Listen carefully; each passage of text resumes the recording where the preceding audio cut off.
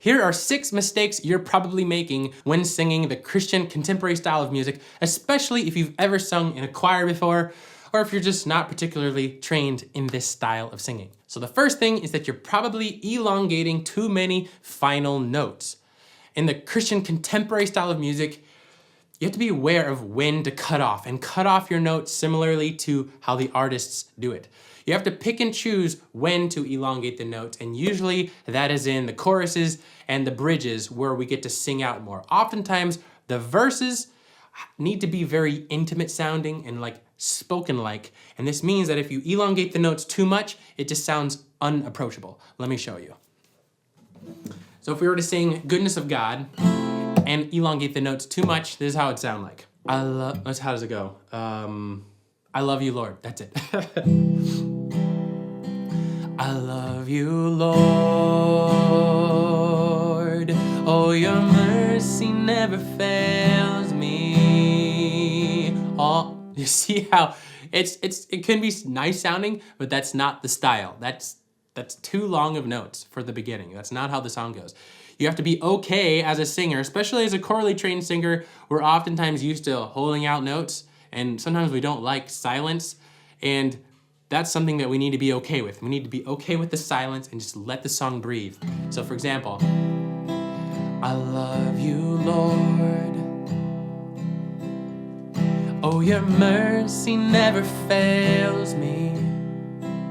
Right? It sounds so much more intimate. Just say the word short. Don't elongate them too much. And then when you get to the chorus, go for it, right? You can go, all my life you have been so, so good, right? Hold those notes in the chorus, but know when to cut your notes off. So be aware of that as far as the style goes. This leads to the second thing. Oftentimes I find that singers, they don't phrase correctly for the style. So the style of this contemporary music is more spoken-like. And because of that, there are lots of syncopations. So there's lots of kind of not singing on the beat, kind of obscuring the beat and singing around it. So for example, I just want to speak the name of Jesus. Lots of those words like name and Jesus don't fall with my strum. They're actually, I'm singing it before the strum. So you go, I just want to speak the name of Jesus. So it's not, I just want to speak the name of Jesus. It's not with it. That's why it's syncopated. It's off the beat. My advice for you is to listen to the recording and kind of figure out how they sing it, how the artist sings it, and then try to sing it in the similar way with the similar phrasing. This leads on to the next thing. Oftentimes, I find people not throwing off the final syllable enough. Instead, they're singing too much on it, especially when it's an unaccented syllable and the note is descending. Those two things. So for example, in the bridge of What a Beautiful Name. You have no rival, you have no equal. So that last note, I sang it way too long and it just doesn't fit the style. If you listen to the artist, they're going more, you have no rival, you have no equal. To hear, rival, equal. It's an unaccented syllable and it's on a descending note. And so you just let it go. You almost don't even put a pitch to it. You just say it. You have no rival, instead of rival. And I hear too many people do that and that just doesn't fit the style. So that's another mistake that if you fix, your singing in the contemporary style will sound so much better. This leads on to the next thing, which you probably heard me do when I was demonstrating it the not so right way, is sing with too much vibrato. And don't get me wrong, vibrato is great and it's a very healthy way to sing, but especially as choral singers, we're used to singing with a lot of vibrato, and in the contemporary style of music, it doesn't fit so much. So you heard me go there, you have no rival, you have no equal. Way too much vibrato. Doesn't sound good. So watch it that you're not singing with too much vibrato. Sounds so much better to do this. You have no rival, you have no equal.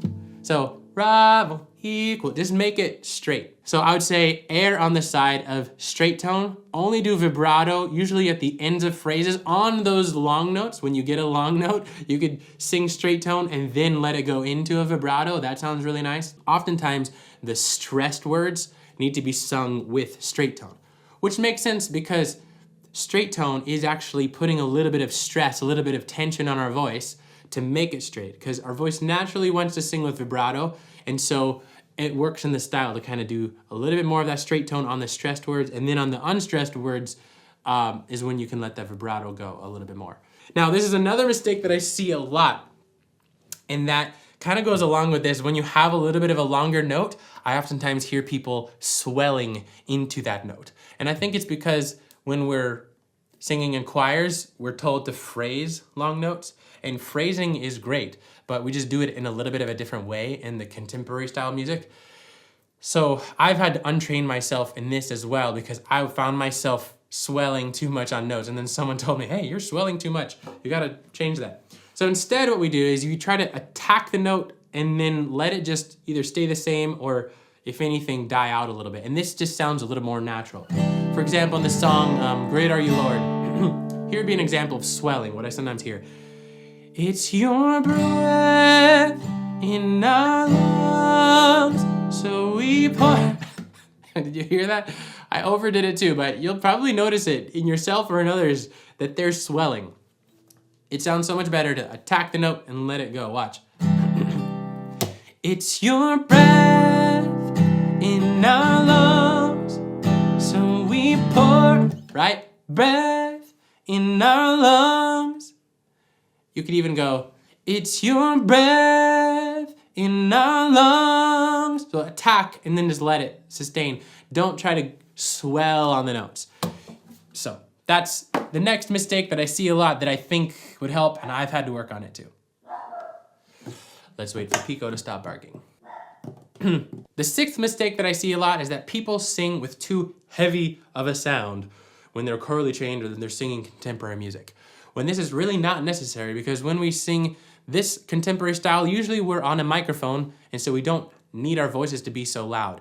And if anything, that kind of ringing, resonant sound, that it just doesn't sound approachable again, and it doesn't carry through the microphone very well. So it sounds better to have your voice do other things. So what I usually recommend, and I have to tell people, is the very first verse should sound more soft, usually, especially in lots of these worship ballads. And so usually I suggest adding a little bit of breathy sound or a little bit of airy tone. Still sing with good breath support, still use your technique right, but just add a little bit of breath. Here's how that might sound. In Goodness of God, it might go, I love you, Lord. Oh, your mercy never fails me, fails me. You hear that little airy sound? I'm adding that breathy tone to sound more approachable and softer. And in the microphone, this can sound quite nice. And then as the song progresses, you can sing with a fuller sound, but still never like, I love your voice. Oh, your mercy never fails me. It's too ringing and it sounds fake. And it, for worship style, just doesn't work so well. And so similarly, I recommend that you try to enunciate your words with lots of engaging more of your facial muscles and really chewing your words, not singing so much this way, I love your voice, but more, I love your voice. Oh, this type of sound, more chewing your words and less, oh, that way it'll be more approachable. And finally, just sing from your heart. Sometimes we need to be reminded to sing from your heart. Let your emotions come out in how you sing, and this will be so much more approachable as well, and it'll just draw people in. And hopefully we just want to lead people to worship, lead people to the Lord, and be worshiping ourselves when we're singing. And just don't be afraid of letting that come out in your voice, letting that expressiveness and your emotion show. And so I hope some of these tips were helpful and gave you some ideas on what you can work on. And if you have never had proper training in singing with the right technique, I suggest that you check our free vocal technique mini course. It's in the description. You can check that out and just work on your technique. Otherwise, also, YouTube thinks that this video would be a great one for you to watch next, and I honestly agree with them. So I hope to see you over there.